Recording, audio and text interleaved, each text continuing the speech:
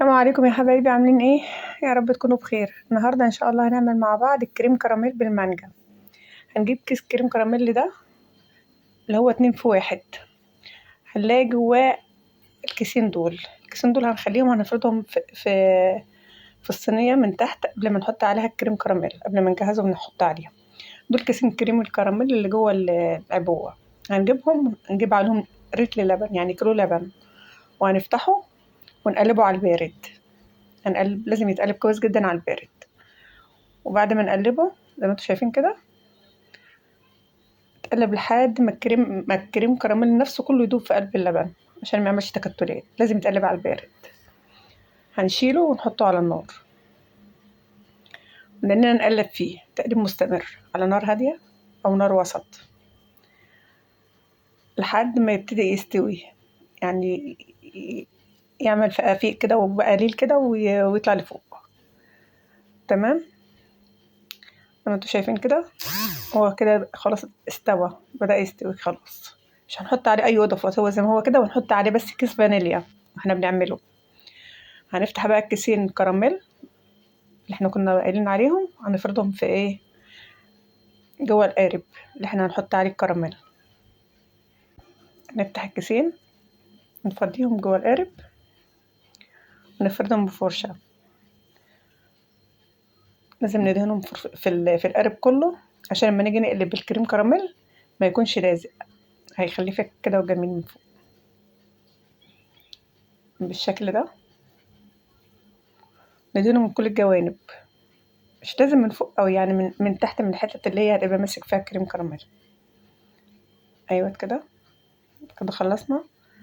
هنجيب بقى الكريم كراميل وهو سخن زي ما هو كده، وهنفضي جوه القارب وهنسيبه يبرد حوالي ساعة. نحطه على رف التلاجة، هيتماسك على طول، هو مش هياخد وقت يعني، بس نسيبه يبرد. اوكي، هيبقى بالشكل ده. نحطه خلاص، هو كده جاهز. هنحطه بقى ايه على رف التلاجة، وهنجهز بقية المكونات اللي احنا هنعملها. تمام كده. الوقت بقى هنجيب عصير حبايتين مانجا، نحط عليهم كوبايتين مية أو كوباية ونص مية من اللي هي المج الإزاز ده، وهنحط عليهم معلقتين كريم شانتيه، معلقتين نشا أو 3 معالق نشا، خليهم 3 معالق عشان يبقى متماسك كويس. ونحط عليهم 3 معالق سكر ونقلبهم بالشكل ده. ممكن لو انتوا عايزين تزودوا السكر تزودوا، عايزين تقللوا. انا بصراحه حطيت 3 معالق ونص عشان ولادي بيحبوا الحاجه مسكره شويه. وده كيس فانيليا برضك بتحط عليها. نقلبه زي ما انتوا شايفين كده. وبعدين نحط بقى المكونات دي في حله على النار، ونقلبها زي ما يكون بنعمل مهلبيه كده، لحد ما الخليط يبتدئ يتماسك مع بعضه. هو مش هيبقى تقيل قوي، ولا هيبقى يعني زي ما يكون بتعمل مهلبيه كده. ايوه بنفس الشكل ده، ونقلبه من كل جنب عشان خاطر ميعملش تكتلات. وده شكله بعد ما خلص. هنجيب بقى الكريم كراميل اللي احنا كنا حاطينه في التلاجة، طبعا هيكون تماسك. ونفضي عليه كريمة المانجا اللي احنا عاملينها دي، ونحطها بقى على رف التلاجة تبرد.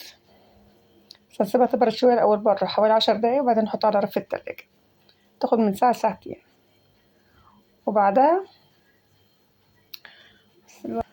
خلاص بقت بالشكل ده. نفضيها بقى على الكريم كراميل وهي سخنة زي ما هي، بس طبعا الكريم كراميل هيكون بارد. ونسيب بقى الخليط يتماسك على رف التلاجة لمدة ساعة أو ساعتين على حسب ما يتماسك. هيبقى بالشكل ده قدامك. ايوه.